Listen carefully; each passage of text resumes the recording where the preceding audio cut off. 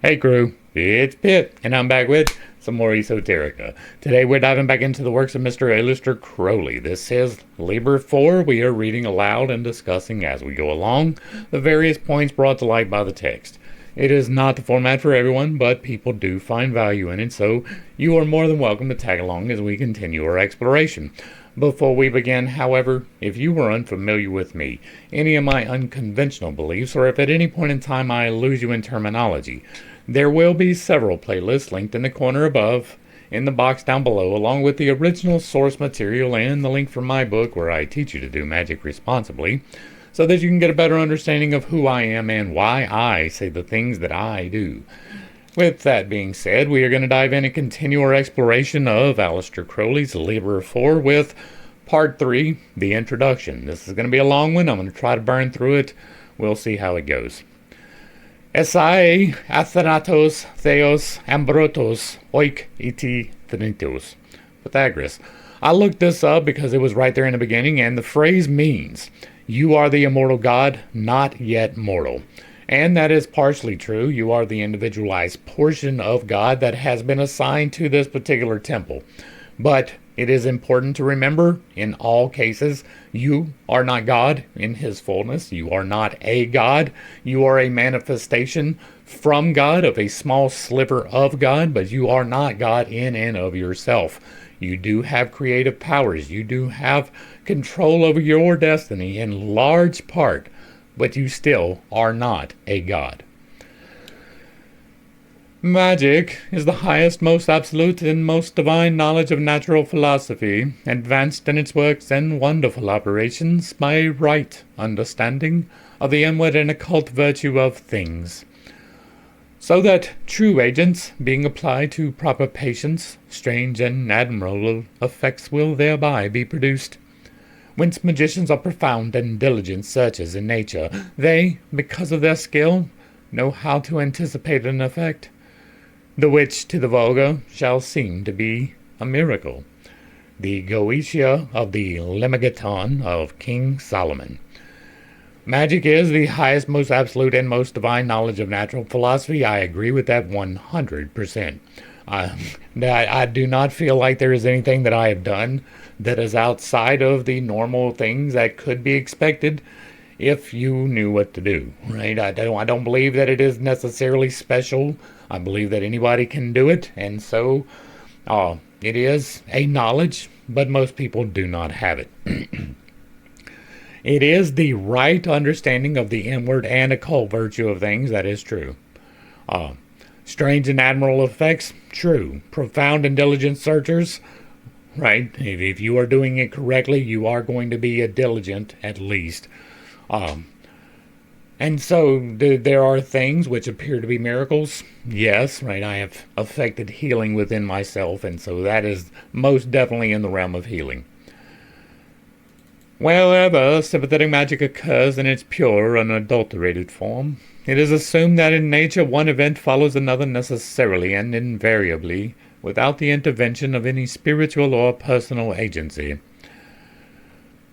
Thus, its fundamental conception is identical with that of modern science. Underlying the whole system is a faith, implicit but real and firm, in the order and uniformity of nature.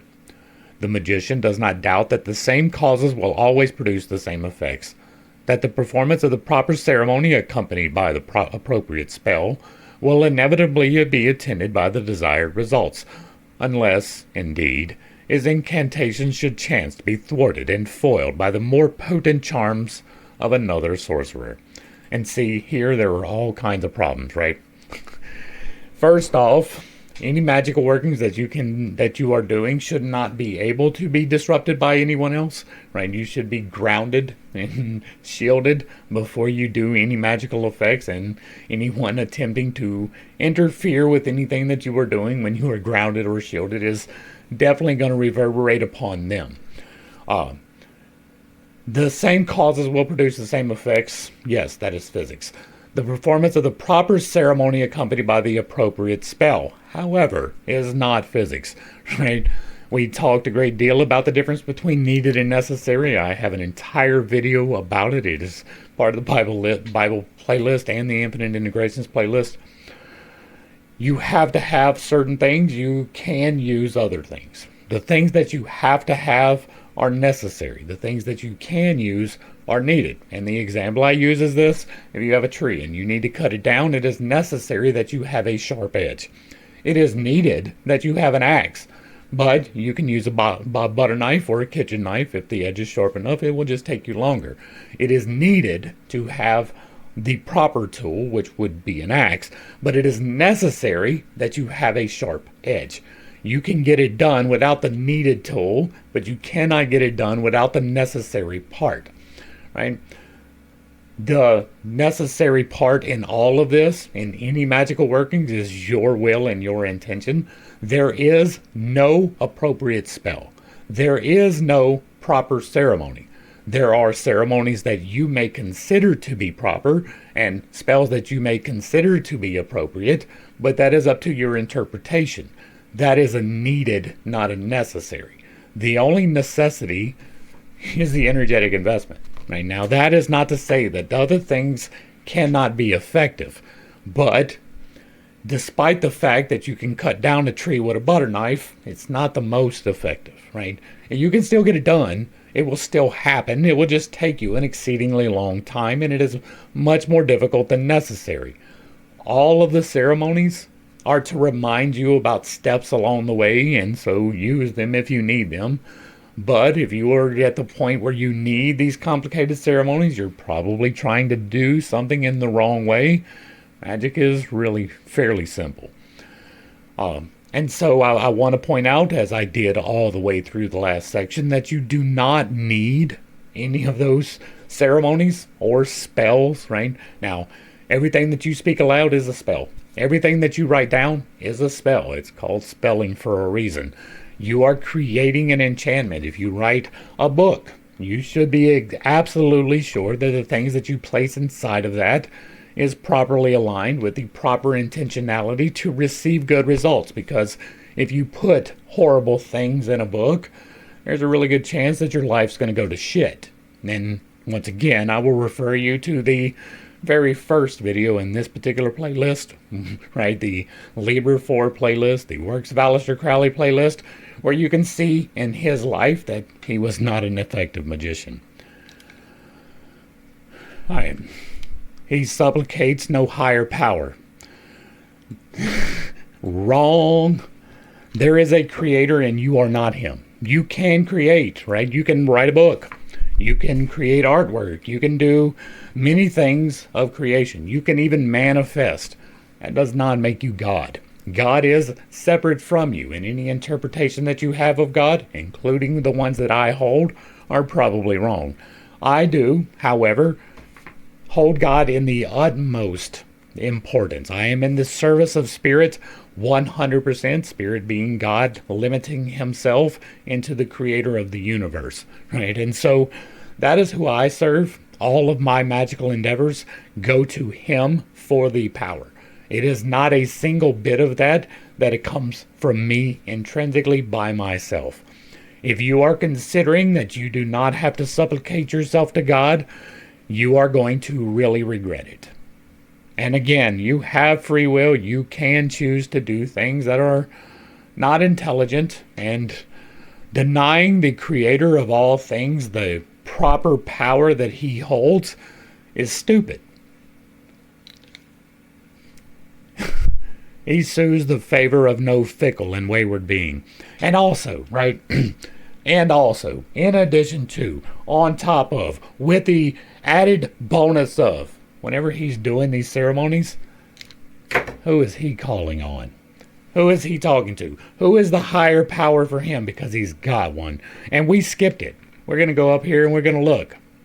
Look, we skipped this because I had absolutely no desire whatsoever to give veneration to any particular deity.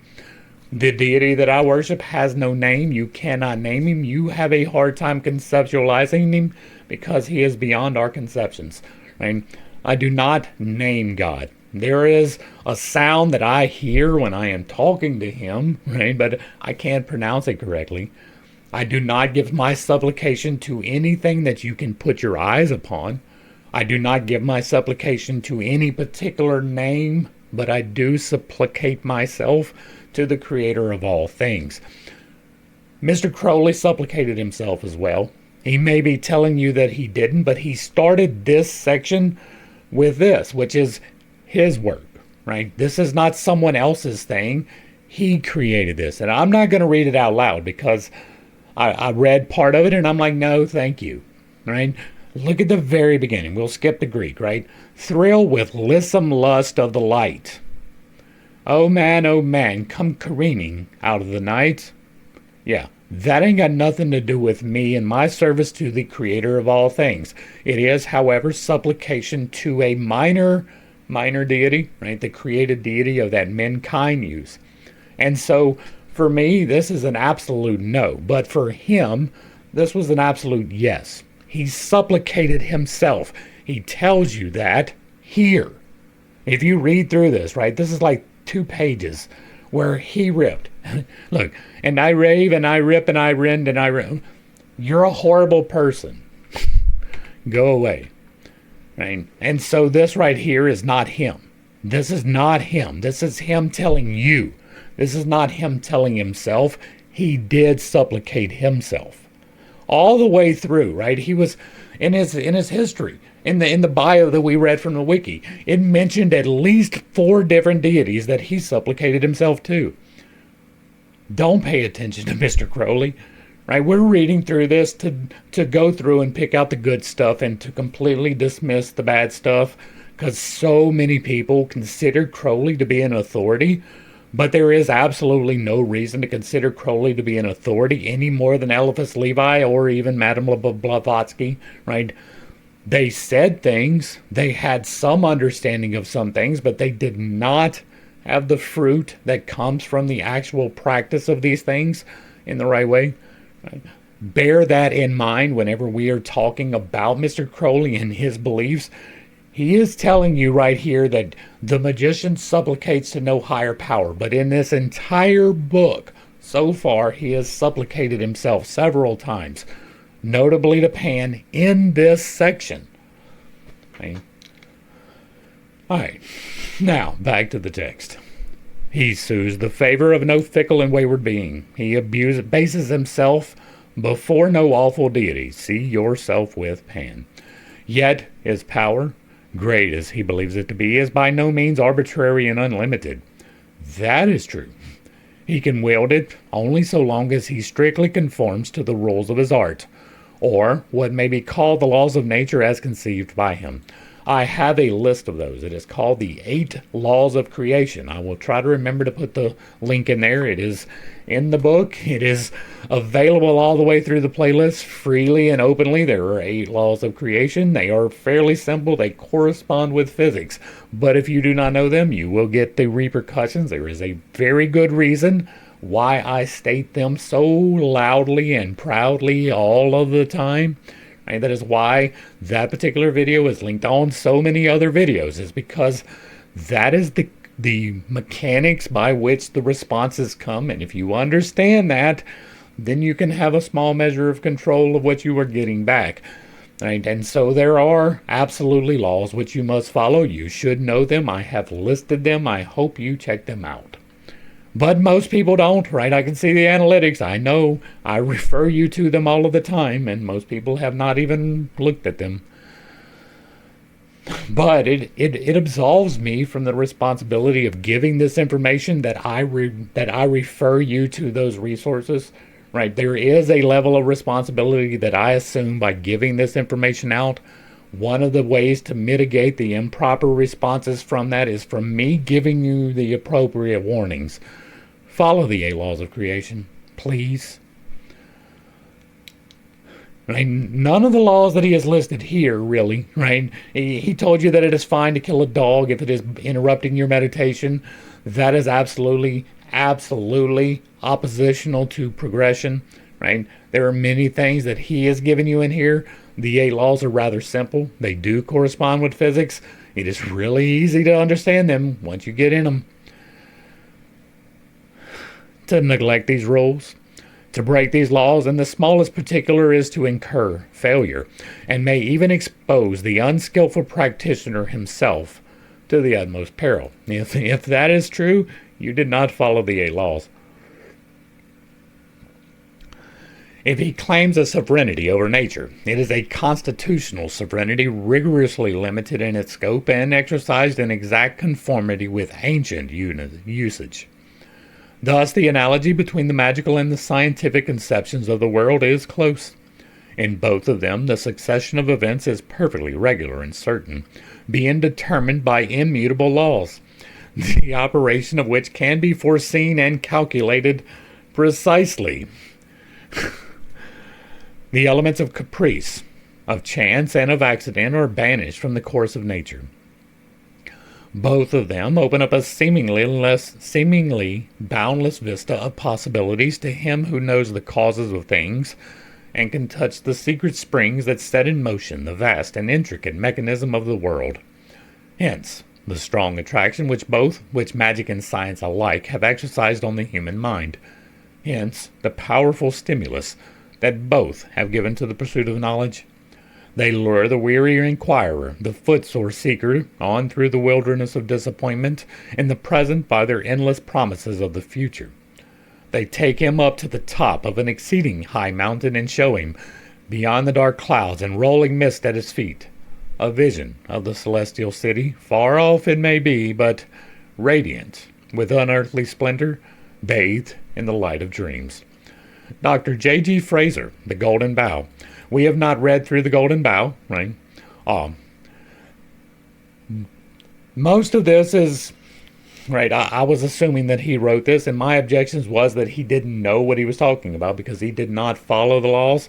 I'm not familiar with Fraser. I read The Golden Bough an exceedingly long time ago. I do not remember most of the things that are in it, I'm not going to lie. And so, this in overall is true, right? You do need to know the laws. You need to understand them. You need to do them in the appropriate ways. My main objection was that he didn't, right? And I don't know about Mr. Fraser. He might have.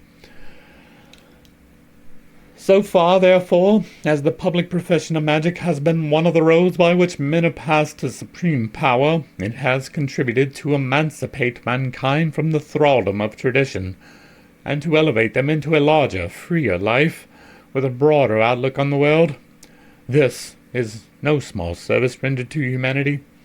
And when we remember further that in another direction magic has paved the way for science, we are forced to admit that if the black art has done much evil, it has been the source of much good, that if it is the child of error, it has been the mother of freedom and truth.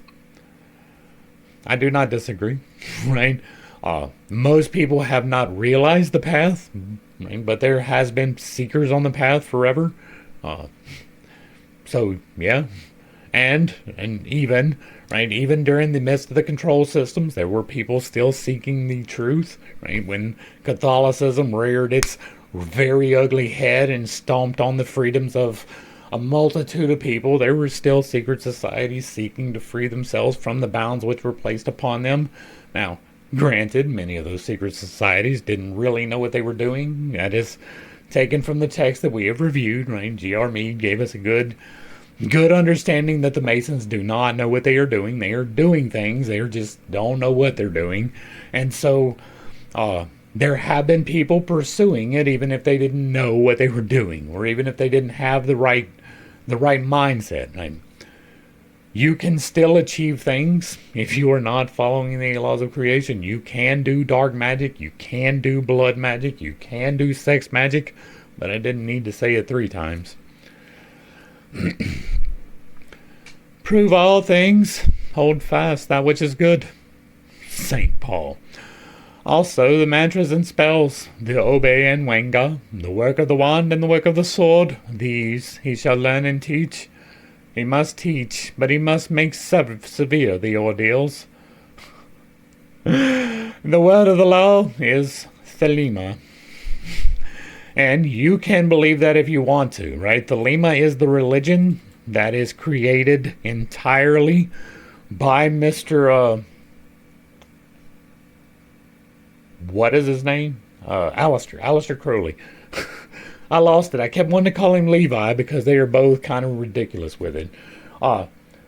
The Thelema is the religion that is entirely created by him, and so you can follow it if you wish. There may be some good things in it, but once again, pay attention to the fact that the guy who created it had no benefits from it. This book is for all, for every man, woman, and child. My former work has been misunderstood and its scope limited by my use of technical terms. It has attracted only too many dilettanti and eccentrics, weaklings, seeking in magic an escape from reality.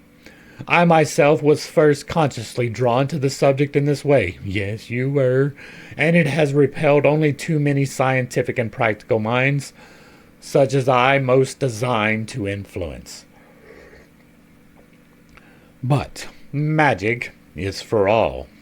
I have written this book with the help the banker, the pugilist, the biologist, the poet, the navy, the grocer, the factory girl, the mathematician, the stenographer, the golfer, the wife, the consul, and all the rest, to fulfill themselves perfectly, each in his or her own proper function.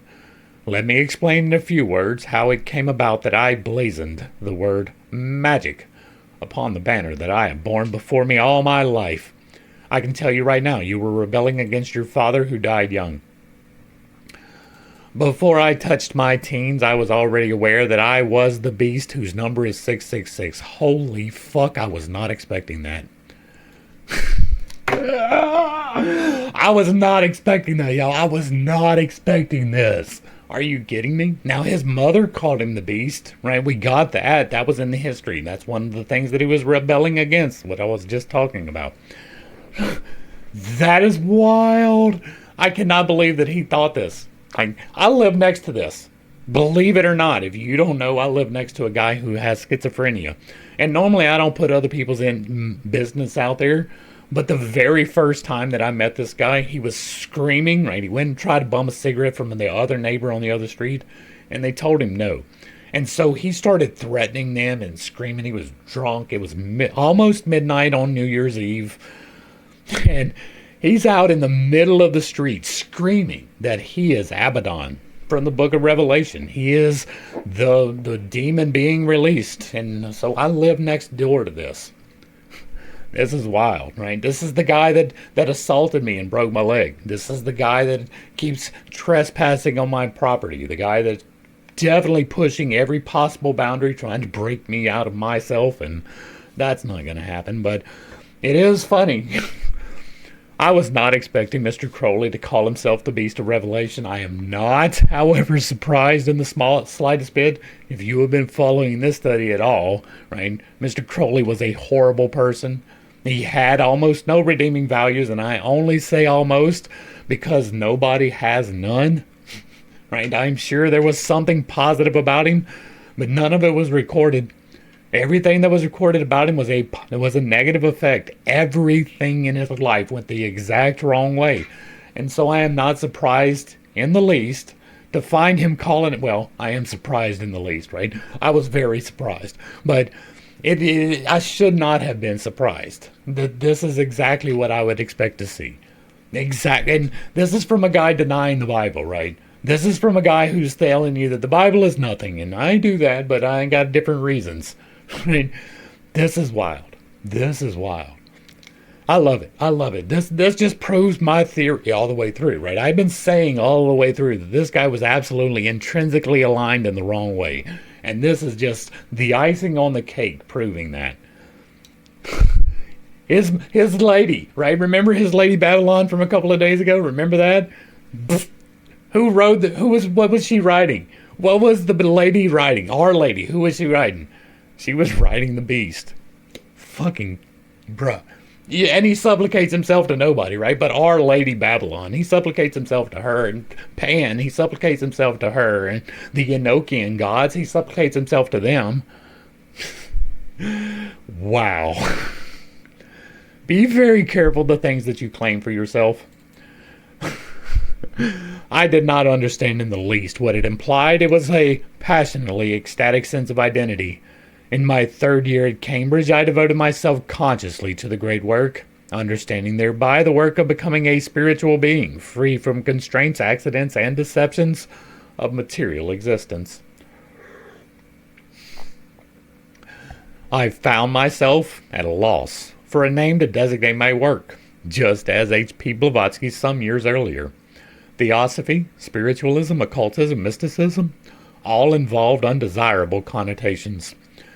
We have done several of the works of Mrs. Blavatsky. I don't think we've done all of them, but we have done several. She has her own playlist if you are interested in that. But much like this, Miss Blavatsky really did not have a good understanding of the things which she was talking about. She had several very outdated ideas about the evolution of the planet and humanity, and while you are free to peruse and believe what you want, there is no real reason to believe that she had factual information to be relaying, right? She did give me a greater understanding of Hinduism and Buddhism. That happened, but I'm not entirely sure that she had a good conception of spiritualism, occultism, or mysticism. Now, theosophy was, the thing that they made up, much like he made up the Lima, and so take from that what you will. I chose the name Magique as essentially the most sublime and actually the most discredited of all the available terms. I swore to rehabilitate Magique, to identify it with my own career, and to compel mankind to respect, love, and trust that which they scorned, hated, and feared. I have kept my word. Okay, so what is this? Can you see that word? I assume that y'all can read along with me. If you can't, y'all please let me know. But I put this up here, right, this box over here, so you can follow along. Magic, to identify with my own career, and to what? And to compel, you say. Compel mankind to love, respect, and trust. Yeah, you knew a lot about intentionality. You knew a lot about manifestation. You knew a lot about what was coming back from that. I wonder if there were some fruits that maybe we can identify in his life from trying to compel humanity. Can you imagine the audacity that it takes to try to compel humanity? Like, I made a wild claim at the end of this book. And those of you who haven't read it, you don't know this, but I made a wild claim. I have assumed responsibility for all of the idle timelines, right? What does that mean? One person with the correct intention can override those, even many, who are working in opposition to correct intentionality. So those who are aligned correctly with the benefit of humanity in mind have a little bit more power than those with the detriment, right? Even in groups. And so I have been able to effect a timeline shift for all of us. But I am extremely careful about how I do that, right? I do not compel anyone. I have simply removed control from those with nefarious intentions so that we can realign humanity with the highest intentions and the highest vibrational patterns. That is in no way compelling, right?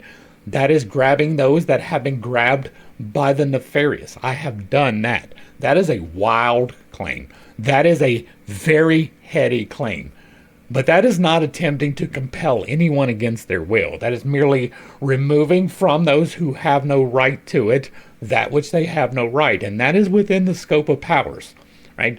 That is correct intentionality. That is in line with the 8 laws of creation. I took all of that into effect. And so my effects from that may lead to respect, love, and trust. It has led to some greater freedoms. All of this stuff that we see happening in the world in the last 2.5 to 3 years, I claim that, right? That is my intentionality set. This election cycle that just went in the right way, I claim that. These freedoms that are bringing out, I claim that because I have taken the reins from the nefarious. But even then, I am not trying to take the reins of the nefarious from the nefarious. They are free to continue in their things. I am not trying to compel anyone. I am only removing the assumption of other people's idleness. And that is not picking out particular destinies for particular people. It is a very general uplifting of the vibrationary patterns through the magnetics. That is what I do, right? That is a wild claim. I made that in this book. I put it down. I spelled it. It is an enchantment. It has created effects. To put into writing that you want to compel mankind is fucking wild, right? That is as wild as saying that you are the beast from Revelation and yet you died before Jesus returned, right? That is wild. Your life never bore it out. That is wild. I'm just saying, this is wild. Don't do shit like this. I don't care how much power you think you have. Do not try to compel anyone, not any single person, not even animals. Do not try to take away free will from any entity. Do not do it. I promise you, the rewards are not worth the effort. Jesus. Whew. Bruh, I'm loving this. I'm loving it. Right? This is making me happy. I'm seeing exactly what I expected to see. Even more than I expected to see. But the time has now come for me to carry my banner into the thick of the press of human life. I must make magic an essential factor in the life of all. Again, big words, baby. An essential factor in the life of all. Like, I want every single person on the entire planet to align themselves with the creator of all things with the correct intentionality to bear the results that they want. But all is a big word, big guy. All includes you, and you are not aligned. All includes a lot of people who are not aligned. Hell, in a couple of years, y'all were going to get Hitler. He wasn't aligned, right? All. Like, I would love all, but I don't think I'm going to get all. In presenting this book to the world, I must then explain and justify my position by formulating a definition of magic and setting forth its main principles in such a way that all may understand instantly that their souls, their lives, and every relation with every other human being and every circumstance depend upon magic and the right comprehension and right application thereof. All right, so your soul does not depend upon magic. Your life does not depend upon magic.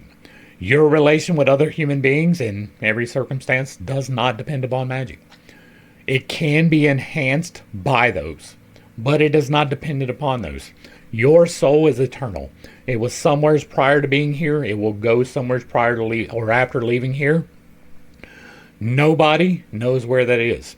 Nobody has the full understanding of that until you are there.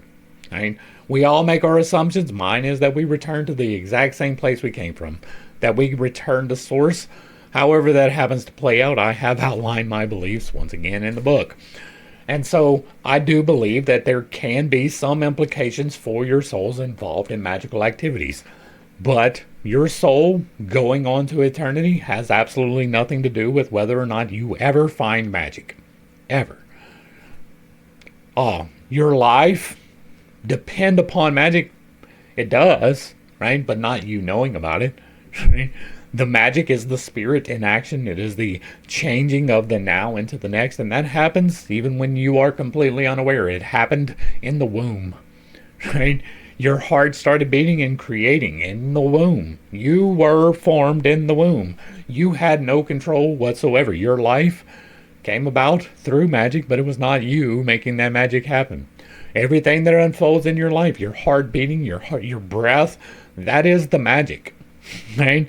That is the part that you take control of. It is the same forces in a different way.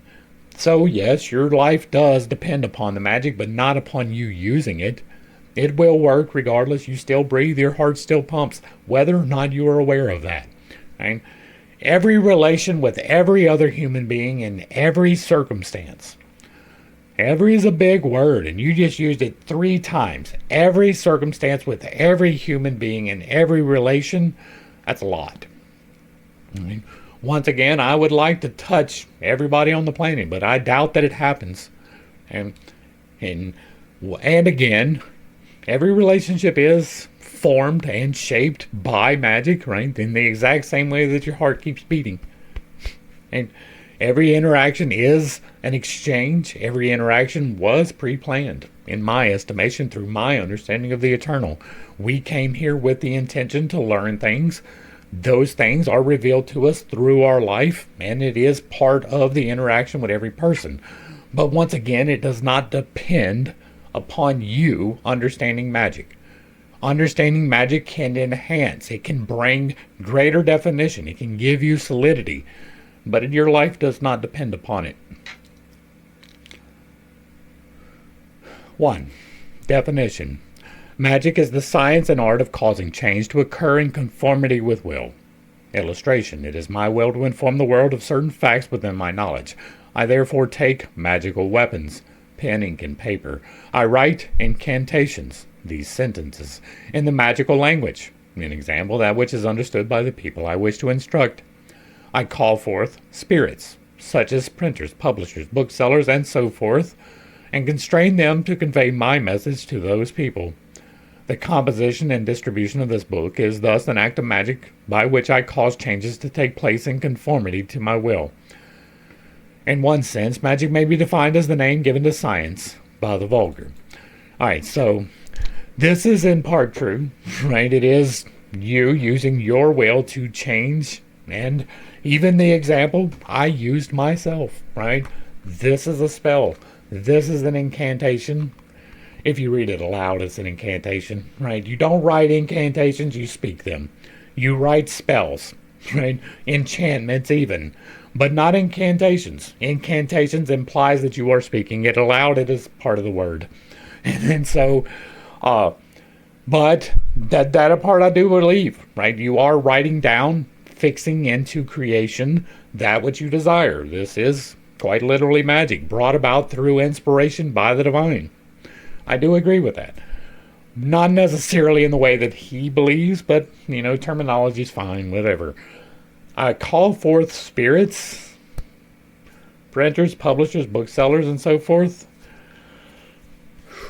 That's an awful lot like that compelling, right? I don't do compelling. If somebody wishes to find my book and to publish my book, I did it myself, but if somebody wants to do it professionally, I'm open to those things, right?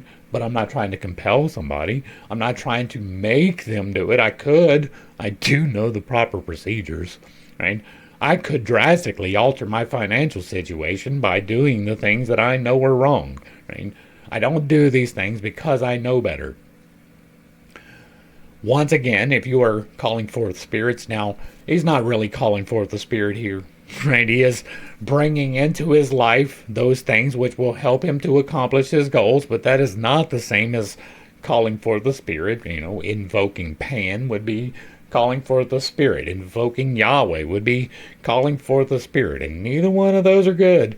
But getting assistance from the mortal coil along the path is not summoning a spirit. There is a spirit that resides within you. It is the part that makes the heart beat, right? The soul and the spirit are not the same thing. That is two different things. You're calling forth the spirit. Once again, he doesn't understand his own terminology. Postulate. Any required change may be effected by the application of the proper kind and degree of force in the proper manner, through the proper medium to the proper object. That is one of the laws of creation, right? There will be a proportional response to any input, right? That is one of the laws, kind of summarized, but if you are applying the proper kind and degree of force in the proper manner, through the proper medium to the proper object, then you will get the proper result. That is true, right? Now, whether he had the understanding of proper in any way, shape, or form whatsoever is the part that is up for contention. This is true, right? Any required change may be affected by the application of the proper kind and degree of force. That is physics. Yes. If you give me a lever long enough, we can move the world. You just got to find a fulcrum to attach it to, and that might be a little bit difficult. Illustration. I wish to prepare an ounce of chloride of gold. I must take the right kind of acid, nitrohydrochloric and no other, in a vessel which will not break, leak, or corrode, in such a manner as will not produce undesirable results. with the necessary quantity of gold and so forth. Every change has its own conditions. In the present state of our knowledge and power, some changes are not possible in practice. We cannot cause eclipses, for instance, or transform lead into tin or create men from mushrooms. But it is theoretically possible to cause in any object any change of which that object is capable by nature, and the conditions are covered by the above postulate. Now this would be transforming one element into another, and while he couldn't do that, we have been able to do that with 3 elements, right? Bismuth, lead, and I always forget the third one, but there is a third one. So that is something that has been done. There has been alchemical transformation of one element into another, but it was not by magic. It was by the electronic bombardment of the electromagnetic forces of creation, which is the Holy Spirit. 3. Theorems. Every intentional act is a magical act.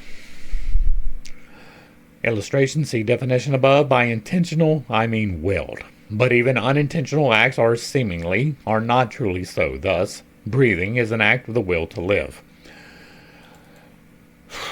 I just told you that breathing is magic, right? It is quite literally the spirit making it happen. It happens without your conscious ability at all. Your heart beating, same thing. It continues whether or not you will it. You do have some measure of control there, though. We talked about that before. And every intentional act set forth with the magical intention is indeed a magical act, but without the intentionality behind it, it is less so. Yes, there is acts of creation that happen without divine inspiration, without the magical application. Those things do happen, right? It is the amplification of the correct side of things that we get from the magical application. Just because, like, this is mostly true, right? The intentional act is the act, but without the understanding that you are doing a magical act, it has less power and it is thus less reverberating. Right? Your intentions do play a part in the law of response. And so breathing being the act of the will to live, not so much, right? Your ego does not drive that. It is not your will to live. It is the spirit keeping you alive while you are supposed to be alive. And that can seem a little bit of a pedantic argument, but it's really not. There is a definite differentiation there. 2. Every successful act has conformed to the postulate. Oh, we're doing that. 3. Every failure proves that one or more requirements of the postulate have not been fulfilled. Right? This is some of that. We're going to explain your failure away before you do it. You see this a lot, right? Like in the Bible, it tells you that if you doubt, you're going to be condemned to hell, right? This is the same type of thing like that. If you don't get the effect, it's because you did something wrong. And while that may be true, that is not intrinsically true.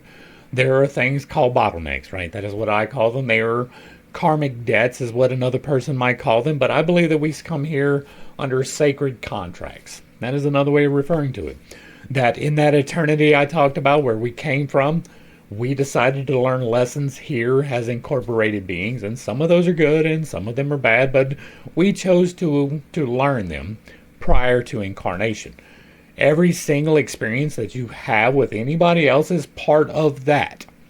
Sometimes there are things within that you don't get any control over. My broken leg, for instance, right? There's no way. Let me figure out how to put this, right? There was a karmic debt between me and this guy, right? Now, karmic debt's not exactly the way to put it, but we agreed that we would teach each other things. He has taught me not to associate with certain people. That is one of the things that I've been taught, but not to help as many people as I would like to. That's one of the things, because I tried to help the guy. That's where this problem was. If I would have just ignored him, this wouldn't have been a situation. But regardless, right? I have this situation with my leg. There may have been a circumstance in which I could have avoided that, but probably not. There was many lessons that I have learned from this leg. And because of that, it is almost certain that that was part of the destiny to get me to where I need to be, right? I learned some humility. I learned to accept some help. I learned how to heal myself a little bit more effectively. There were things that I learned from that instance that I could not have learned if I avoided having my leg broken. That leg breaking was a bottleneck, right? That allowed me to learn things, but I didn't bring that in here. That failure of manifestation was not that the postulate has not been fulfilled, right? That failure was that there was a lesson intrinsic to the experience that I still had to learn. And therefore, I couldn't alter that. That is the problem with this understanding, right? Every successful act has confirmed to the postulate, and every failure proves that it is not fulfilled is not right. There are external things that have bearing regardless of whether you think that you are God. Many people do. They are wrong, but they believe that, right? And if you believe that and you believe that you can create whatever you want, then you might, but you might not, because there are bottlenecks. It is not because you didn't do the ceremony right. It is because you had to learn some lessons from this experience. And it can be because you didn't do it right? There is self-reflection that comes in failure that you have to do, and sometimes it is intrinsic to you, and sometimes it is not. It is not necessary that every failure proves that the requirement to the postulate has not been fulfilled. That was a fundamental misunderstanding of how the process works. He did not know what he was talking about. Illustrations. There may be a failure to understand the case, as when a doctor makes a wrong diagnosis and his treatment injures the patient. There may be a failure to apply the right kind of force, as when a rustic tries to blow out an electric light. There may be a failure to apply the right degree of force, as when a wrestler has his hold broken. There may be a failure to apply the force in the right manner, as when one presents a check at the wrong window of the bank. There may be failure to employ the correct medium, as when Leonardo da Vinci saw his masterpiece fade away. The force may be applied to an unsuitable object, as when one tries to crack a stone, thinking it a nut. 4. The first requisite for causing any change is a thorough and qualitative and quantitative understanding of the conditions. That is true. You should definitely pay very big attention before you change anything external. Illustration. The most common cause of failure in life is ignorance to one's own true will, or of the means to fulfill that will. A man may fancy himself a painter and waste his life trying to become one, or he may really be a painter and yet fail to understand and to measure the difficulties peculiar to that career. 5. The second requisite of causing any change is the practical ability to set in right motion the necessary forces. That is true as well. That is physics. Illustration. A banker may have a perfect grasp of a given situation, yet lack the quality of decision or the assets necessary to take advantage of it. 6. Every man and woman is a star. That is to say, every human being is intrinsically an independent individual with his own proper character and proper motion. That is true. You do have absolute independence.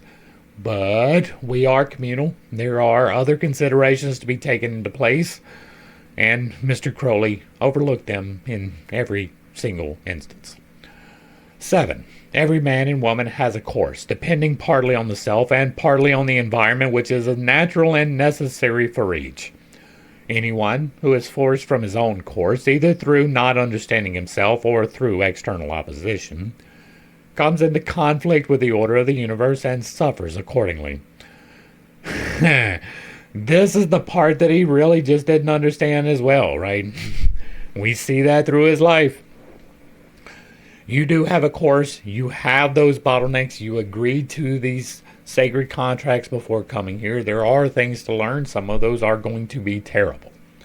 Like absolutely horrible. I don't know what they are for you, right? I've had several of them. They are contained in a video called The Origin Story, right? Where did Pitt come from? I lived a fairly terrible life as a child. It is no secret, right? I had all kinds of abuse. If you can imagine the abuse, it was probably visited upon me, right?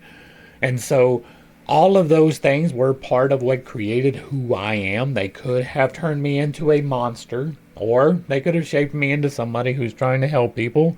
Both of those were possibilities. I get to choose, right? That is part of the experience, is being able to choose how you will respond to the situations which arise. It is probably even the most important part of the experience. The magical stuff, that's fun.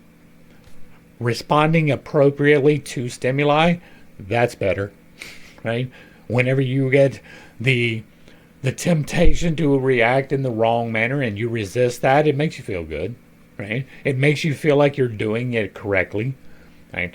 And so you do have a course through which you have to pass. Sometimes it is going to be rocky. Sometimes the seas will be rough. Keep going. Illustration: a man may think it is his duty to act in a certain way through having made a fancy picture of himself instead of investigating his actual nature. For example, a woman may make herself miserable for life by thinking that she prefers love to social considerations, or vice versa. One woman may stay with an unsympathetic husband when she could really be happy in an attic with a lover, while another may fool herself into a romantic elopement when her only pleasures are those of presiding over fashionable functions. Again, a boy's instinct may tell him to go to sea while his parents insist on his becoming a doctor. In such a case, he will be both unsuccessful and unhappy in medicine. You should be following that which makes you happy, with the understanding that there are levels of responsibility, right? I enjoy getting up and doing this every day. I do. I enjoy the reading. I enjoy the intellectual stimulation. I enjoy the interplay between the crew. I enjoy what I am doing. But I enjoyed what I was doing when I was a carpenter. I enjoyed what I was doing when I was a boilermaker. I enjoyed what I was doing when I was a structural steel inspector. I enjoyed what I was doing when I was a construction materials laboratory manager, right? I enjoyed what I was doing regardless, because that is kind of what I do. Now, did I bitch about it a lot more back then? Yes, right? I had a negative mindset like many people do, but I still kind of enjoyed the work. I liked getting up. I liked moving. I liked these things. You should follow things that make you happy, but that doesn't mean that you'll make money doing so, right? If you have a hobby that you enjoy, it may be that one day you will be able to make money from that, but it will not be right away, right? You will have to develop that in your free time over time to get where you want. And so if there is a practical application for your life that you can do in the meantime, you should follow that, right? Just because you want to be a doctor does not mean you get to be a doctor right away. It's going to take you at least 8 years. I think it's actually closer to 12 these days. But the point being, right, you should be chasing that which makes you happy. You should not be tolerating that which makes you miserable. If you are in a relationship that you are miserable in, you should not be in that relationship. There is absolutely something wrong with it. If you are having a miserable day with your partner, you would be better off alone.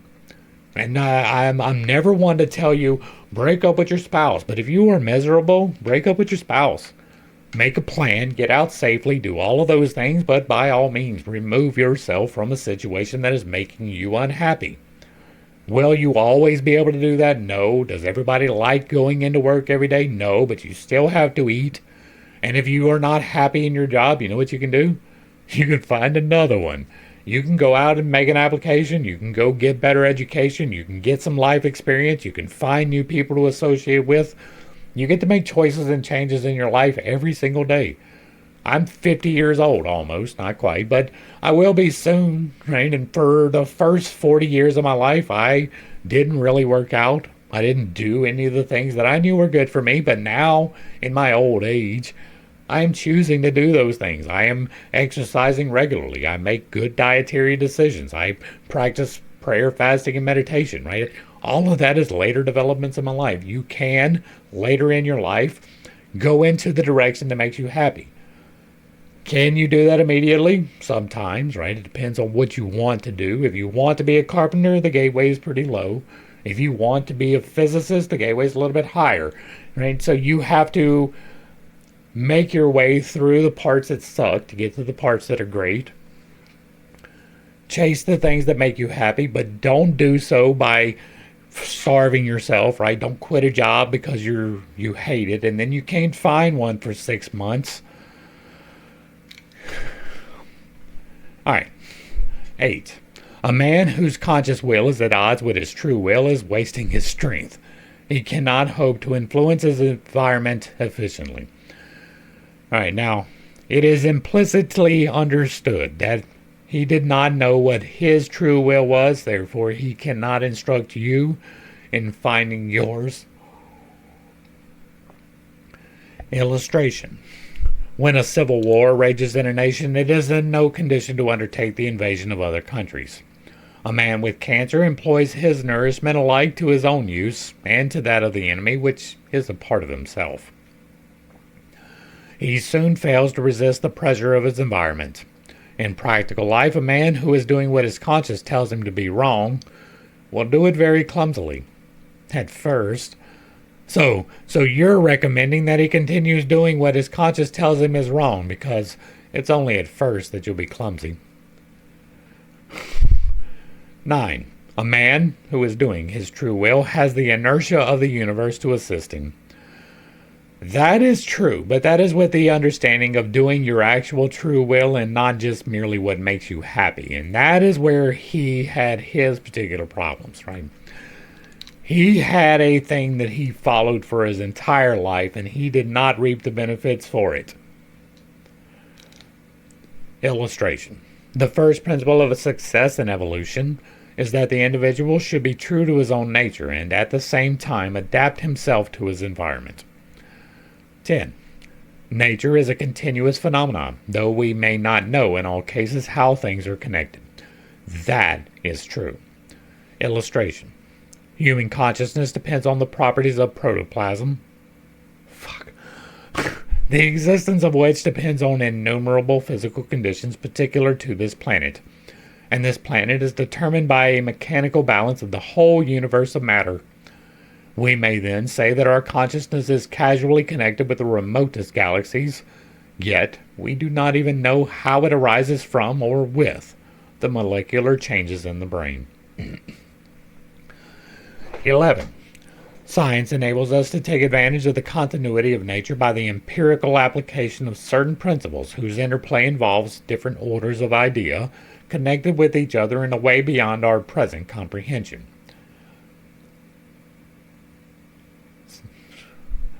Illustration. We are able to light cities by rule of thumb methods.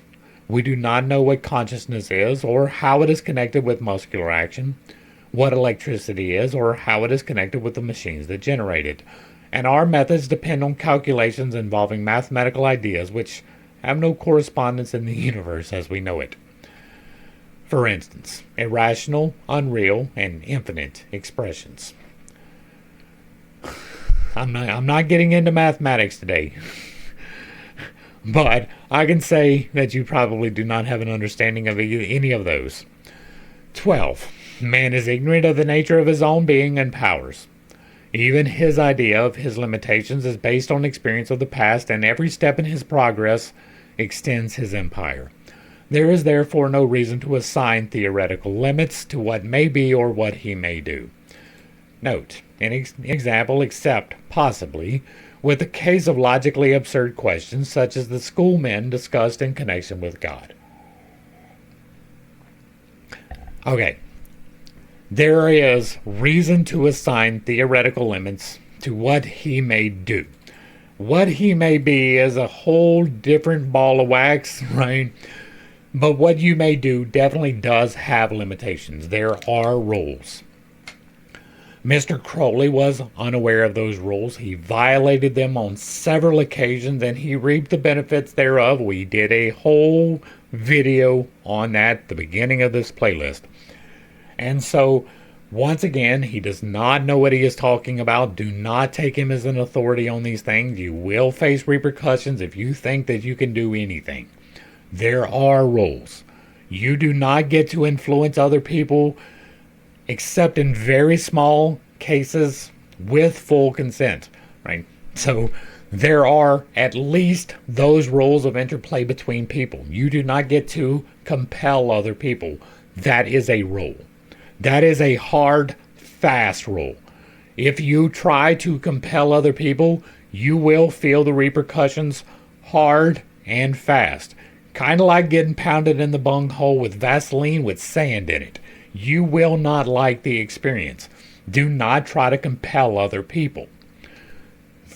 This is intrinsically wrong just from that one example. There are many, many examples. Please review the laws, please. Illustration. A generation ago, it was supposedly theoretically impossible that man should ever know the composition of the fixed stars. It is known that our senses are adapted to receive only a fraction of the possible rates of vibration. Modern instruments have enabled us to detect some of these supra-sensible by indirect methods, and even to use their peculiar qualities in the service of man, as in the case of the rays of the Hertz in the Roentgen. As Tyndall says, man might at any moment learn to perceive and utilize vibrations of all conceivable and inconceivable kinds. The question of magic is a question of discovering and employing hitherto unknown forces in nature. We note that they exist, and we cannot doubt the possibility of mental or physical instruments capable of bringing us into relation with them. 13. Every man is more or less aware that his individuality comprises several orders of existence, even when he maintains that his subtler principles are merely symptomatic of the changes in his gross vehicle. A similar order may be assumed to extend throughout nature. Illustration. One does not confuse the pain of a toothache with the decay that causes it. Inanimate objects are sensitive to certain physical forces, such as electrical and thermal conductivity. But neither in us nor in them, so far as we know, is there any direct conscious perception of these forces. Imperceptible influences are therefore associated with all material phenomena, and there is no reason why we should not work upon matter through these subtle energies as we do through their material bases. In fact, we use magnetic force to move iron and solar radiation to reproduce images. So yeah, right, there is...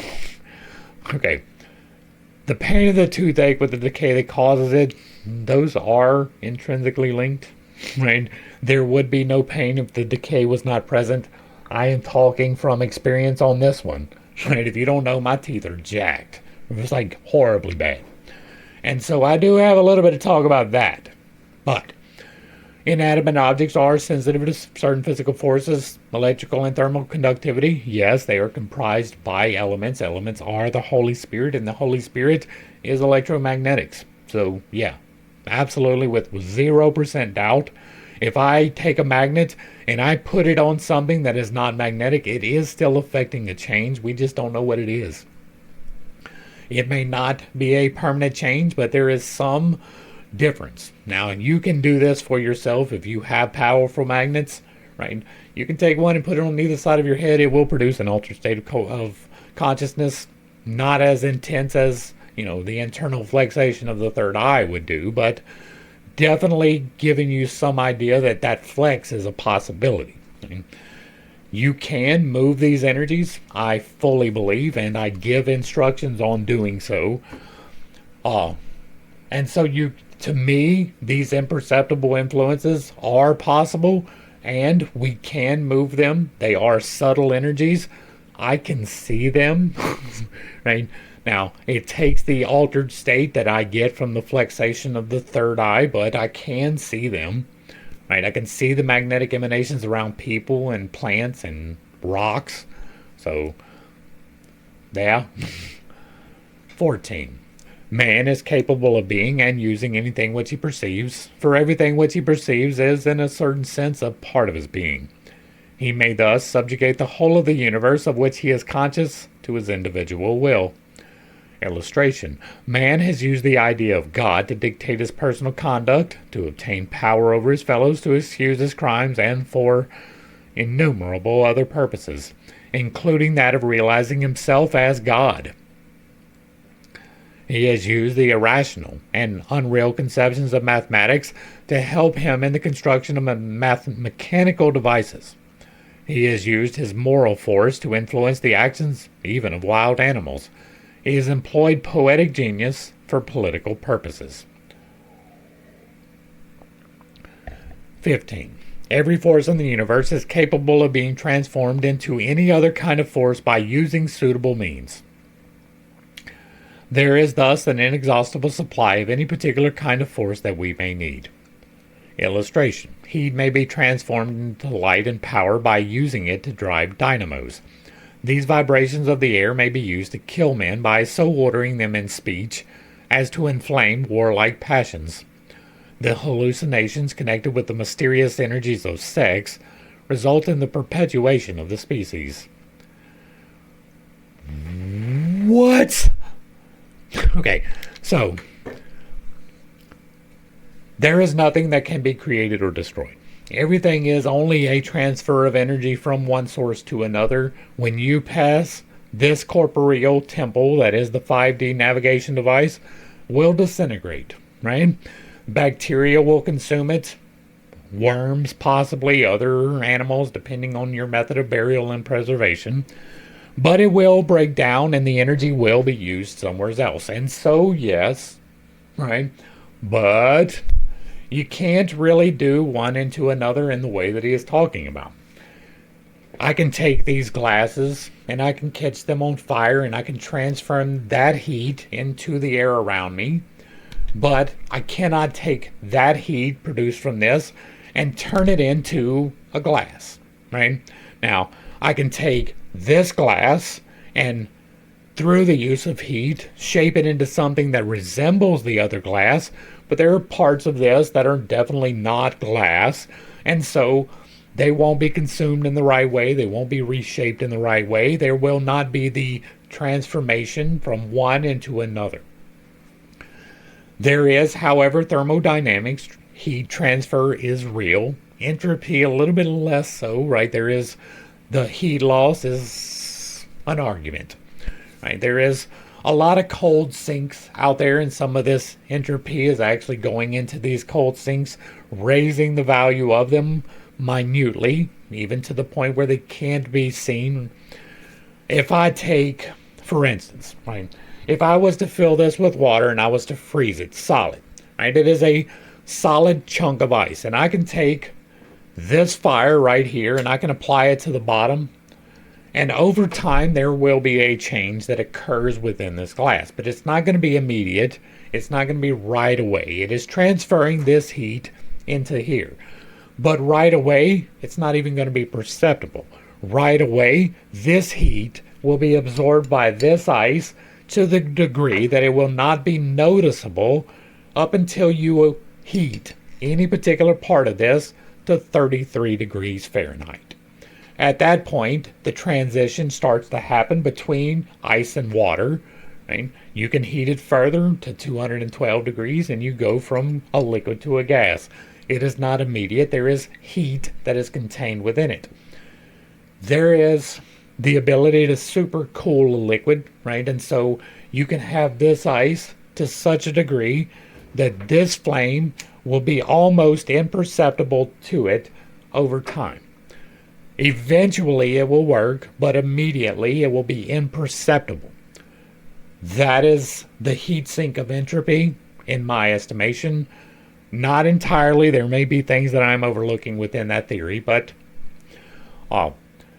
and so you can apply a force and it will be transferred. If I push on something, that is a transfer of heat. Believe it or not, I am creating heat. That heat is the energy that fuels my muscles. I am transferring that heat into the movement of something else. And so you can transform some particular kinds of force into other particular kinds of force, but not any other kind of force.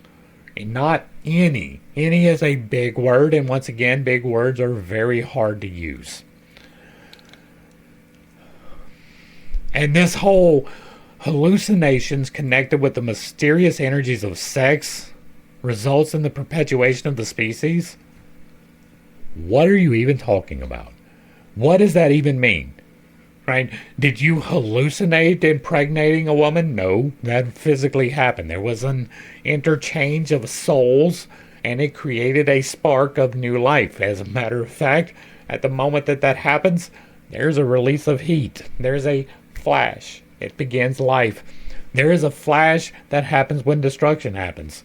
Right? There is a transfer of heat in every growth and every decease. And so, yes, in part, transfer of force. But once again, any is a big word. And this whole hallucinations of connected with the energies of sex is not the perpetuation of the species. Sex, the physical act and the interconnection of the souls, that is the propagation of the species. 16. The application of any given force affects all the orders of being which exist in the object and the object to which it is applied. Whichever of those orders is directly affected. Yeah, physics. Illustration. If I strike a man with a dagger, his consciousness, not his body only, is affected by my act, although the dagger, as such, has no direct relation therewith. Similarly, the powers of my thought may so work on the mind of another person as to produce far-reaching physical changes in him or in others through him. Be careful if you do so. 17. A man may learn to use any force so as to serve any purpose by taking advantage of the above theorems. Illustration. A man may use a razor to make himself vigilant over his speech, by using it to cut himself whenever he unguardedly utters a chosen word. That is stupid. Do not do that. There are very few things that I am unequivocal on. I am unequivocal upon this. Do not cut yourself as a punishment. That is stupid. I understand the psychology behind it. I understand even that calling you stupid for doing so is probably going to trigger you. I do not care. I used to do it. I am talking from experience, right? Don't do it. It is a bad idea. Do not do it. It is a bad idea. Do not do it. It is a bad idea. Do not use this type of negative reinforcement to change your patterns. What happens if you are using negative reinforcement to change your patterns? The patterns get changed in a negative reinforced way. What happens if you put negative into an input? You get negative from the output. There are many ways to change your patterns, and many of them are through the use of positive reinforcement. Use positive reinforcement. It is that simple. He may serve the same purpose by resolving that every incident of his life shall remind him of a particular thing, making every impression the starting point of a connected series of thoughts ending in that thing. He might also devote his whole energies to some one particular object by resolving to do nothing at variance therewith, and to make every act turn to the advantage of that object. He could have left off this first, and it would have been better. 18. He may attract to himself any force of the universe by making himself a fit receptacle for it, and arranging conditions so that nature compels it to flow towards him. I wonder if maybe we could get an illustration of that in his life. I wonder. What forces was he attracting? Oh, Pan, you wonderful god, you, come and inhabit me. Oh, Mother Babylon, you wonderful woman, you, come and inhabit me. Oh, you beast of revelation, you wonderful thing, come and inhabit me. Now, I am not claiming that for myself. I am shielded. I can say these things in jest, and it's going to be all right. I do not recommend doing that in a proper setting. And do not say those things out loud. It is obvious from his fruits, once again, making himself a fit receptacle for it. Yeah, you absolutely did. You absolutely did. Illustration. If I want pure water to drink, I dig a well in a place where there is underground water. I prevent it from leaking away, and I arrange to take advantage of water's accordance with the laws of hydrostatics to fill it. 19. Man's sense of himself as a separate from and opposed to the universe is a bar to his conducting its currents. It insulates him. This is true, but he is probably wrong in his understanding. Let's see what the illustration is. A popular leader is most successful when he forgets himself and remembers only the cause. Self-seeking engenders jealousies and schism. When the organs of the body assert their presence either by silent their presence other by silent satisfaction, it is a sign they are diseased. The single exception is the organ of reproduction. Yet, even in this case, its self-assertion bears witness to its dissatisfaction with itself, since it cannot fulfill its function until completed by its counterpart in another organism.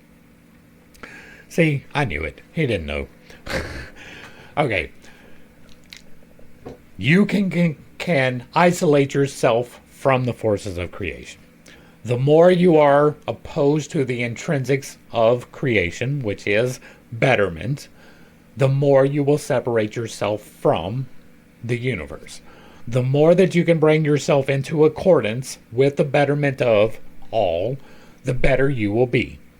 And so that is true, right?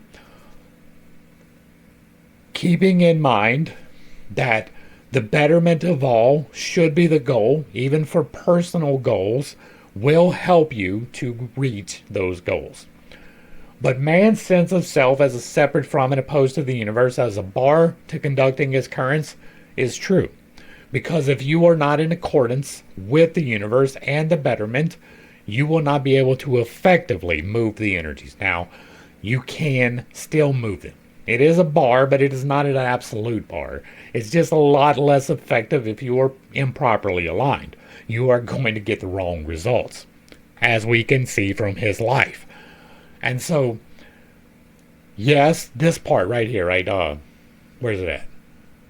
A popular leader, most successful when he forgets himself and remembers the cause, is placing above himself the considerations of the others, the betterment of mankind. Yes, that is true. Self-seeking does engender jealousies and schism. That is true. But the organs of the body assert their presence by silent satisfaction as a sign they are diseased doesn't even really make sense, like, as a literal thing. I don't understand how it can assert itself by silent satisfaction. Right? Now, the single exception is the organ of reproduction. We know why he was doing that. And so, his understanding is just not correct. We'll leave it at that. 20. Man can only attract and employ the forces for which he is really fitted. You cannot make a silk's purse out of a sow's ear. That's true. A true man of science learns from every phenomenon. That's true. But nature is dumb to the hypocrite, for in her there is nothing false. That is true as well. Right now, you can employ forces that you are not fitted for, and that is my main problem with this statement, right? This only being a very big word. You can attract forces for which you are not fitted. That is a thing. Those entities do exist. Mr. Crowley was aligned with those. And so, while you cannot make a silk purse out of a sow's ear, yes, that is true. And a true man of science learns from every phenomenon, and even nature is dumb to the hypocrite, right? You can absolutely attract and employ forces for which you are not really fitted. That is a thing. You can act out of accordance with yourself and the betterment of humanity by free will. That is part of free will. 21. There is no limit to the extent of the relations of any man with the universe in essence, for as soon as man makes himself one with any idea, the means of measurement cease to exist. But his power to utilize that force is limited by his mental power and capacity, and by the circumstances of his human environment. There is a limit, right? There are laws, there are rules. You do not get to do anything. Illustration. When a man falls in love, the whole world becomes, to him, nothing but love, boundless and imminent. But his mystical state is not contagious. His fellow men are neither amused or annoyed. He can only extend to others the effect which his love has had upon himself by means of his mental and physical qualities. Thus, Catullus, Dante, and Swinburne made their love a mighty mover of mankind by virtue of their power to put thoughts on the subject in musical and eloquent language. We have done the Dante's Inferno, the Descent into. It is part of the Ancient Lore playlist. Again, Cleopatra and other people in authority molded the fortunes of many other people by allowing love to influence their political actions. The magician, however well he succeeded in making contact with the secret sources of energy in nature, can only use them to the extent permitted by his intellectual and moral qualities. Muhammad's intercourse with Gabriel was only effective because of his statesmanship, soldiership, and the sublimity of his command of Arabic. And so if he didn't speak Arabic, then Gabriel wouldn't have been able to communicate with him? Okay. Hertz's discovery of the rays, which we now use for wireless telegraphy, was sterile until it reflected through the minds and wills of the people who could make his truth and transmit it to the world of action by means of mechanical and economic instruments. Every individual is essentially sufficient to himself, but he is unsatisfactory to himself until he has established himself in the right relation with the universe. That is true. Illustration. A microscope, however perfect, is useless in the hand of savages. A poet, however sublime, must impose himself upon his generation, if he is to enjoy and even to understand himself, as theoretically should be the case. 23. Magic is the science of understanding oneself and one's conditions. It is the art of applying that understanding in action. Illustration. A golf club is intended to move a special ball in a special way in special circumstances. A niblick should rarely be used on the tee or brassy under the bank of a bunker, but also the use of any club demands skill and experience. 24. Every man has an indefeasible right to be what he is. Illustration. To insist that anyone should comply with one's own standard is to outrage not only him but oneself, since both parties are equally born of necessity. You have absolute free will. Right now, I absolute that it has constraints. Right, your free will be limited by other people's free wills in some expression or another. But you do have the right to direct yourself in the way that you want to go. But, right, you don't get to correct other people except by example. So, right, to insist that anyone else should comply with your own standards is outrage. If someone does not comply with your standards, disassociate yourself with them. Do not try to correct them. They are probably not going to be open to correction. Even if they ask for it, they will probably rebel against it. That is one of those things you have to overcome for yourself. And so you should not be holding anyone else to your moral standard. That will lead to a lot of disharmony in your own life. But you should hold yourself to your moral standard unequivocally. You should not allow anyone else to override your moral standards. If you believe that this is wrong, then stand on that. Don't insist that someone else follow it. And you do have the right to make wrong choices. 25. Every man must do magic each time he acts or even thinks, since a thought is an internal act whose influence ultimately affects action, though it may not do so at the time. Illustration. The least gesture causes a change in man's own body and in the air around him. It disturbs the balance of the entire universe, and its effects continue eternally throughout all space. Every thought, however swiftly suppressed, has an effect on the mind. It stands as one of the causes of every subsequent thought, and tends to influence every subsequent action. A golfer may lose a few yards on his drive, a few more with his second and third. He may lay on the green 6 spare inches too far from the hole. But the net result of these trifling mishaps is the difference between having and losing the hole. He must have been picking up golf. Every man has a right, the right to self-preservation, to fulfill himself to the utmost. Men of criminal nature are simply at issue with their true wills. The murderer has the will to live, and his will to murder is a false will at variance with his true will, since he risks death at the hands of a society by obeying his criminal impulse. Yeah, right now. That is with the understanding that no one's true will is for the detriment of others. That is a hard concept for many people, right? Now, what you understand as the betterment for you may not actually be for the betterment of you. We all have examples of that. If you have any age on you whatsoever, there was probably a relationship in your past that you wished would have happened, and it didn't, and it wound up being for the best, right? I know that I do, for damn sure. There were several women that I wanted to be in my life permanently that I am very much happy is not, right? And so, acting in your own true will is acting in the betterment of all. And if you are not acting in the betterment of all, you are not actually acting in your true will. We are all interconnected. He told us that, even though he's denying it, right? And because we are all interconnected, there is an interaction that happens. And we should all be pulling ourselves up, right? God created every person on the planet. Everybody. He created all of the plants and all of the animals. And we should treat every single human, animal, plant, and yes, even the earth, as though God created it. As if it was important to him. Because if it wasn't important, he wouldn't have created it. And if you are going to treat everything as though it is God's direct will that it is there, then you should treat it with kindness. You should treat it with love. You should treat it with growth. You should treat it with health, right? That is true will. The true will is the betterment of mankind.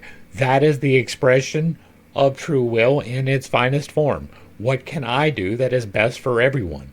That is true will. And so if you are at contention with somebody, you're not acting in true will. If you are, you can believe that you are acting in your true will and not be. That is evident from Mr. Crowley's life. He wrote this book thinking that he knew what he was talking about, and he doesn't. Illustration. A function imperfectly performs injuries, not only itself, but everything associated with it. If the heart is afraid to beat for fear of disturbing the liver is starved for blood and avenges itself on the heart by upsetting digestion, which disorders respiration, on which cardiac welfare depends. I'm not even. 27. Every man should make magic the keystone of his life. He should learn its laws and live by them.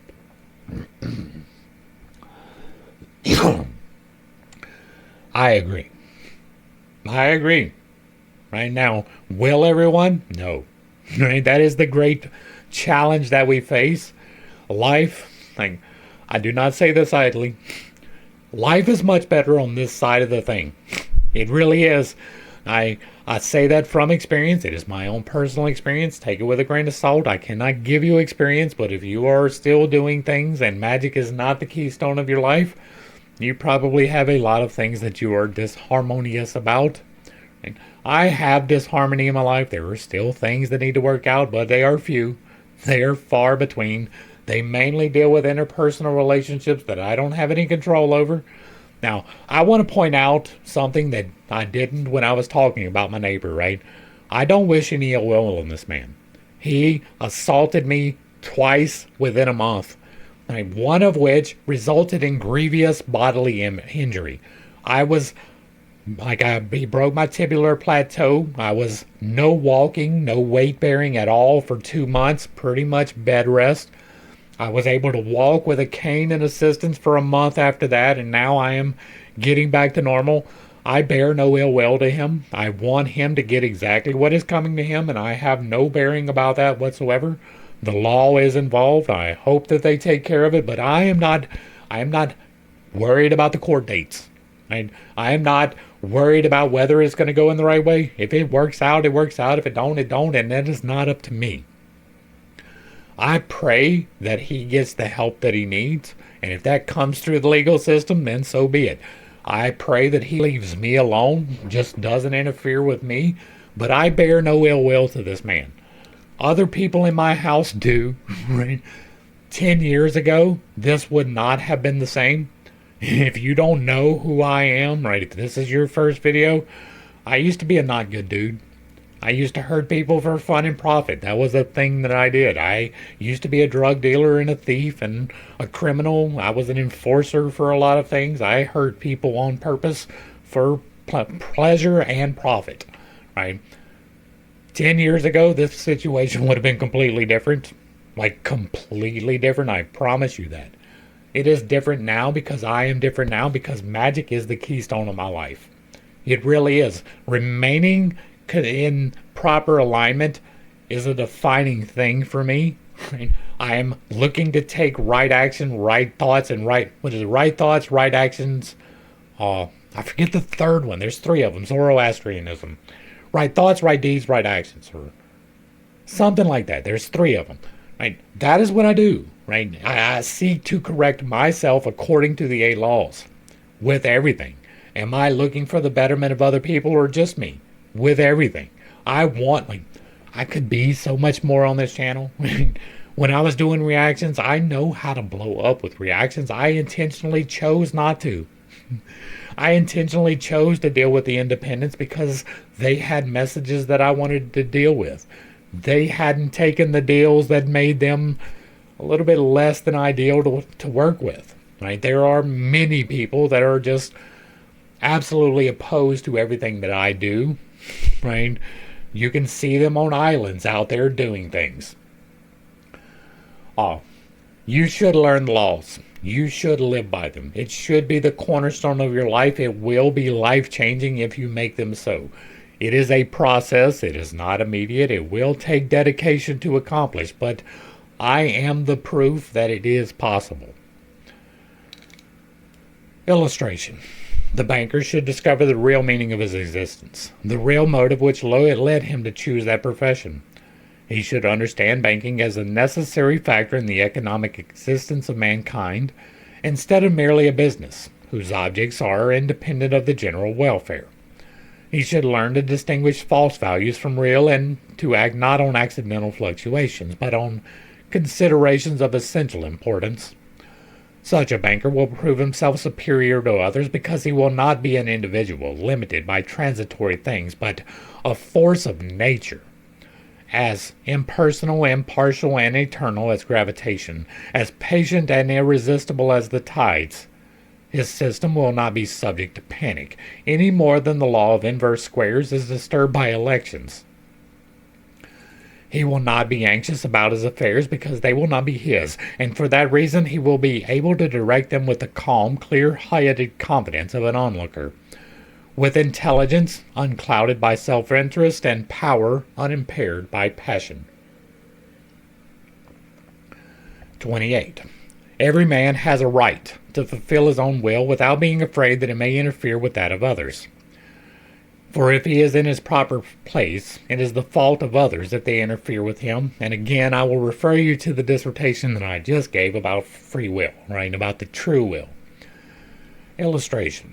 If a man like Napoleon were actually appointed by destiny to control Europe, he should not be blamed for exercising his rights. To oppose him would be an error. Anyone doing so would have made a mistake as to his own destiny, except insofar as it must be necessary for him to learn the lessons of defeat. The sun moves in space without interference. The order of nature provides an orbit for each star. A clash proves that one or the other has strayed from its course. But as each man that keeps his true course, the more firmly he acts, the less likely others are to get in his way.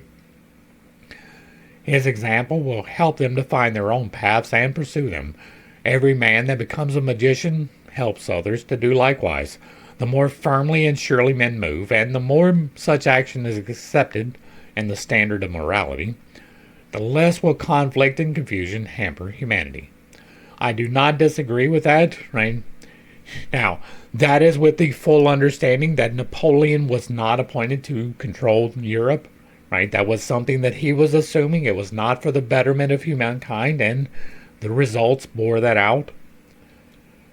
But that is also with a caveat that men are not to rule other men, right? We have a system of government by which we go, right? But that is not a person just arbitrarily ruling things. We have this system by which we select people to take that on in a temporary manner. That is a much more effective system of government because it is relying upon free will as opposed to an emperor or a king being born in this position and just assuming that they can keep it. Right? You are not meant to rule over other men. You may be meant to guide them, to lead them, to teach them, but those things are not rulership at all. Even if you are placed in a position of authority, right? If you are the president of the United States, you don't rule over anyone. You are a subject to and a servant of the people of the United States of America, for whom this nation was formed. Back to the text. I hope that the above principles will demonstrate to all that their welfare, their very existence, is bound up in magic. I trust that they will understand not only the reasonableness, but the necessity of the fundamental truth, which was the means of giving to mankind. Do what thou wilt shall be the whole of the law. And remember, he did not have the correct understanding of that, right? Do what thou wilt should be the true will, and he did not know what the true will was. I trust that they will assert themselves as individually absolute, that they will grasp the fact that it is their right to assert themselves and to accomplish the task for which their nature fits them. Yea, more, that this is their duty, and that not only to themselves, but to others, a duty founded upon universal necessity, and not to be shirked on account of any casual circumstance of the moment which may seem to put such conduct in the light of inconvenience, or even cruelty. I hope that the principles outlined above will help them to understand this book and prevent them from being deterred from its study by the more or less technical language in which it is written. The essence of magic is simple enough and all conscious. It is not otherwise with the art of government. The aim is simple prosperity, but the theory is tangled and the practice beset with briars. In the same way, magic is merely to be and to do. I should add, to suffer? No, you absolutely should not. For magic is the verb, and it is part of the training to use the passive voice. This is, however, a matter of initiation, rather than a magic in its ordinary sense. It is not my fault if being is baffling and doing desperate. Yet, once the above principles are firmly fixed in the mind, it is easy enough to sum up the situation very shortly. One must find out for oneself and make sure beyond doubt who one is, what one is, why one is. This done, one may put the will, which is implicit in the why, into words, or rather into one word. Being thus conscious of the proper course to pursue, the next thing is to understand the conditions necessary to following it out. After that, one must eliminate from oneself every element alien or hostile to success, and develop those parts of oneself which are especially needed to control the aforesaid conditions. Let us make an analogy. A nation must become aware of its own character before it can be said to exist. From that knowledge, it must divine its destiny. It must then consider the political conditions of the world, how other countries may help or hinder it. It must then destroy it itself, any elements discordant with its destiny. Lastly, it must develop in itself those qualities which will enable it to combat successfully the external conditions which threaten to oppose its purpose. We have had a recent example in the case of the young German Empire, which, knowing itself and its will, disciplined and trained itself so that it conquered the neighbors which had oppressed it for so many centuries. But after 1866 and 1870, 1914, it mistook itself for superhuman. It willed a thing impossible. It failed to eliminate its own internal jealousies. It failed to understand the conditions of victory. At least, it allowed England to discover its intentions and so to combine the world against it. Footnote. This footnote in Crowley's text belongs to this page, but it is not marked in the text. I have assigned it to this tentative point as following the general context. It failed to understand the conditions of victory. It did not train itself to hold the sea, and thus, having violated every principle of magic, it was pulled down and broken into pieces by provincialism and democracy, so that neither individual excellence nor civic virtue has yet availed to raise it again to that majestic unity which made so bold a bid for the mastery of the race of man. Wait 10 years. Right? This was 1912. 1922 begins a whole new cycle of shit, right? Now, why did Germany suffer defeat? I am not fully conversant. I'm not a history major. I'm not conversant with 1866 and 1870. I am with 1914 right now. This had to have been at least 1914, even though we had a reference in the book that this was 1912, because 1914. Now, this is probably second edition stuff, maybe. Regardless, right? Germany failed because their intentionality was exactly wrong in both instances of the 1914 and the 1920s. In both instances, it was exactly wrong. It was not the betterment of humankind, right, by a long shot. It was not self-defense. It was not propagation of itself. It was the conquering of others. It was intrinsic that it had to fail. Intrinsic. Now, was it pulled down and broken by provincialism and democracy? Right? Now, it was pulled down and broken apart by the mastery of warfare. And barely. The sincere student will discover behind the symbolic technicalities of this. But also, I am not in the least bit surprised to find him impressed by Germany. A practical method of making himself a magician. The process as described will enable him to discriminate between what he actually is and what he has fondly imagined himself to be. Professor Sigmund Freud and his school have in recent years discovered a part of this body of truth which has been taught for many centuries in the sanctuaries of initiation. But failure to grasp the fullness of truth, especially that implied by my sixth theorem above, and its corollaries, has led him and his followers into the error of admitting that the avowedly suicidal censor is the proper arbiter of conduct. Official psychoanalysis is therefore committed to upholding a fraud, although the foundation of the science was the observation of the disastrous effects on the individual of being false to his unconscious self, whose writing on the wall in dream language is the record of the sum of the essential tendencies of the true nature of the individual. The result has been that psychoanalysts have misinterpreted life and announced the absurdity that every human being is essentially an antisocial, criminal, and insane animal. It is evident that the errors of the unconscious of which the psychoanalysts complain are neither more nor less than the original sin of the theologians whom they despise so heartily. Here we go. If you are unaware, I have somewhat of an interest in psychology. We will be pivoting very shortly on this channel, right? I am finishing up this particular book. We are going to do a quick study on the Tao Te Ching, which may or may not take a while. I'm getting conflicting results or reports on that. I haven't read it. I don't know. And then we're going to pivot to psychology, and we're going to be dealing with Carl Gustav Jung. And the reason why we're dealing with Carl Gustav Jung instead of Sigmund Freud is a very important one.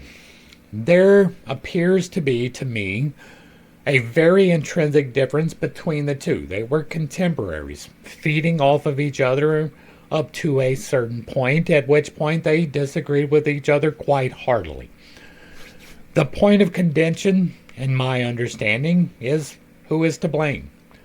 Mr. Freud wants to blame someone else. He is looking to place the blame on the mother, most commonly, upon the father, a little less commonly, and upon various other outside influences, with very little intrinsic personal responsibility being attached to it.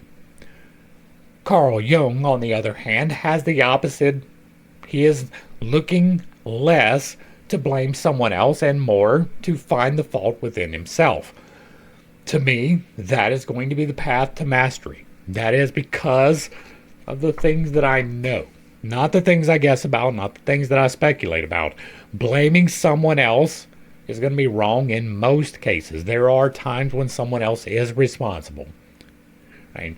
See the origin story. But your response to those stimuli is entirely you. Those things that happen to you, they happen to you to teach you something.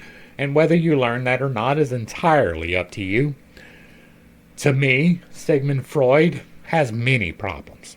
The whole sex with the mother thing, he told something about himself, right? The reason why he is so popular is because it is much easier to blame someone else than it is to blame yourself. Why there are so many Freudians and not enough Jungians is because people don't want to take responsibility for themselves. Even in therapy, they go to therapy and they want somebody else to be at blame, someone else to be at fault. But most of the time it is not. Most of the time it is internal. It is something you need to work about on yourself. And so, right, Sigmund Freud, he was there. He did contribute some good things, but not many. Most of his things have led to where we are as a society. And I emphasize that. It is directly because of the teachings of Sigmund Freud that we have this mess that we exist in.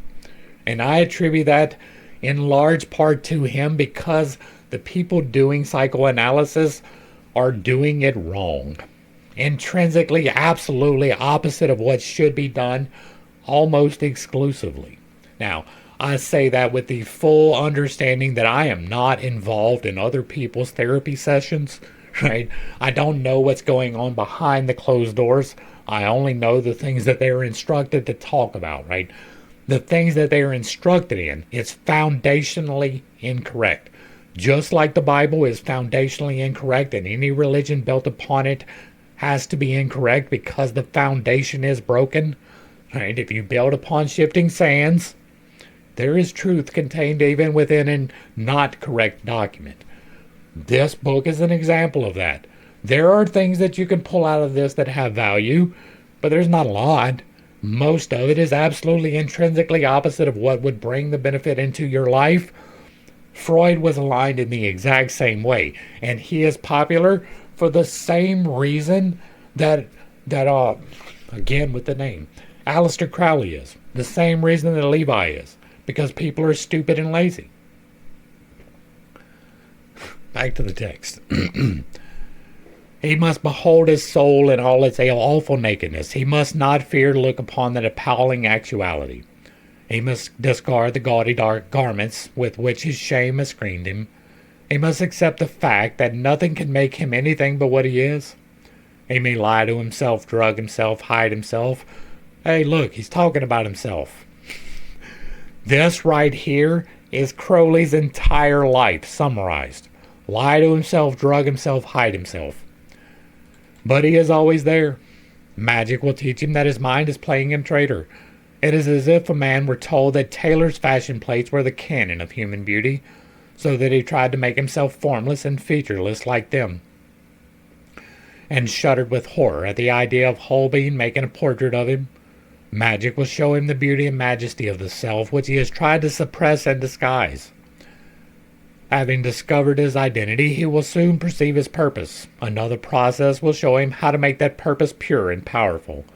He may then learn how to estimate his environment, learn how to make allies, how to make himself prevail against all powers whose error has caused them to wander across his path.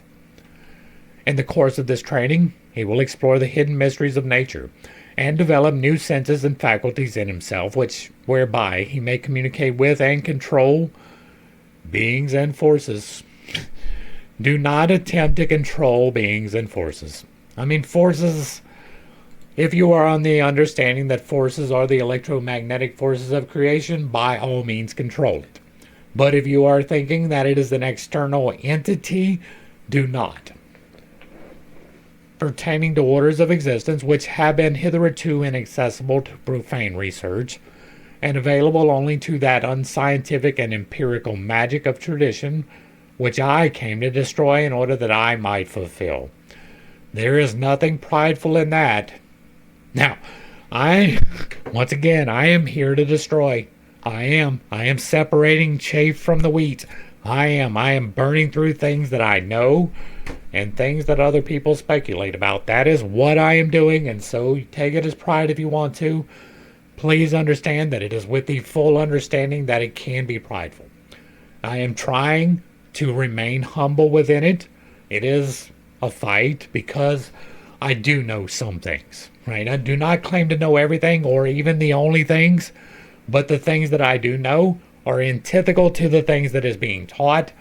And so it might be prideful that I am here to destroy, but I am not holding that I am here to fulfill either. I am here to destroy these old systems, these traditions that hold no value. If you don't understand that, you didn't watch me go through Eliphas Levi. You haven't gone through this with me, because that is what I am doing, right? These things that are intrinsically opposed to the betterment of humankind, I am throwing into the fire. I am shitting upon them on purpose. I send this book into the world that every man and woman may take hold of life in the proper manner. It does not matter what one's present house of flesh may be the hut of a shepherd.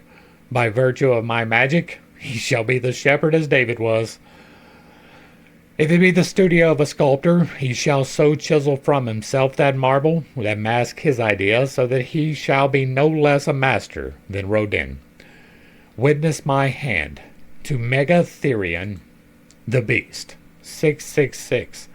Megas, 9 degree, 2 alpha, 9 degree equals 2 degree, A delta, who is the word of the Aeon Thelema, whose name is called VVVVVVV. Like, I'm reading this because it is so fucking wild that he calls himself these, right? He has changed his name 4 times, right? You have Frater, you have Megatherion, you had another one up there. He's calling himself the Beast. That is 4 different appellations that he was given to himself, right? He calls himself the Beast, but he doesn't believe in the Bible. Wild. All right, that's going to bring us to the end of the introduction of part 3. I know it was long. I appreciate you hanging out. Hopefully I brought a little bit of enlightenment and not too much confusion to a series of somewhat difficult topics. I understand I hold some unconventional beliefs. I wrote a whole book titled that because I am here to step on toes. It is not intentional, but I do not apologize because there is so much bullshit being passed off as truth. I do not claim to hold the only truth. I do not claim to hold the only path, the only way. I have, however, discovered a way. I have, however, found the path. I am upon it. I am giving instructions on how I found it, so that if you find it or one close to it, you have some instructions that are not this. This is terrible. The things in this chapter alone, if you place into trying to compel all of humanity, you'll be off worse than Styx Hexenhammer with his trying to curse New Orleans, which was so stupid, right? he tried to take claim for LaToya Cantrell getting arrested. He's so wild. So wild. He tried to claim Jim Baker dying. That's so wild. So wild. Anyway, be careful with the things that you put into place. Be careful with the things that you speak out loud. Check your intentionality in every step along the way. Align yourself with the betterment of humanity and not with the detriment, because the repercussions are real. If you don't believe that the repercussions are real for misalignment, go back and read the wiki for Aleister Crowley. Like, you can watch me do it. I did it was 2.5 hours. Right? This one's almost 2 hours because this had to be done as one section. It's like 2.5 hours of reading through the wiki, and there is nothing positive in it. Right? He had one brief period that can be possibly construed as being happy in his entire life. He had no physical wealth. He had no spiritual wealth. He had no health in his life. It was terrible. His whole life was just a series of unfortunate mistakes. Don't do that. Align yourself correctly. And again, I don't claim to have the only path, but this path has been beneficial. I have affected change in healing myself. I have effected change outside of myself. I have effected change, in my own estimation at least, for humanity. Do I claim full credit for all of the things? No. Right? But I did grab some timelines. I do believe that. I do believe that I aligned the greater proportion of humanity in the right direction. And that might be a little bit heady. Right? That might be a little bit prideful. But I am submitting that to the will of the Creator. Right? It's not me. It is me doing what I am called to do. It is me following my true will. And the true will is intrinsically, like, you have to have the betterment of humankind, or you are not in accordance with your true will. Just for yourself is not enough. And that's where I'm going to leave this. If you like what I'm doing over here, let me know down below. Give me a like, a share, a follow. Throw me a comment if you agree or disagree with anything that was said. Put it in the box down below. And if it remains respectful, it gets to remain up. If you really like what I'm doing over here, hit me with that super thanks. Consider joining for a membership or picking up a copy of the book where I teach you to do magic responsibly. To the crew, thanks for hanging out. I appreciate every single minute that you are here with me, and I am praying for you every single day. Until next time, I love you. God loves you. You are perfect, whole, and complete, just the way that you are. And this has been Pitt State. Peace.